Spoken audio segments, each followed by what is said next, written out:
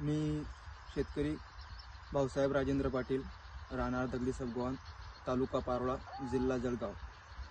Mobile number 9834278712.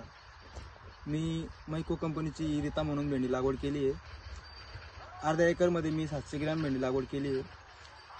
तर भेंडी खूप छान आहे. बघा, तुम्ही प्लॉट बघू शकता. हिचा कलर खूप छान आहे आणि वजनाला बी खूप चांगली आहे.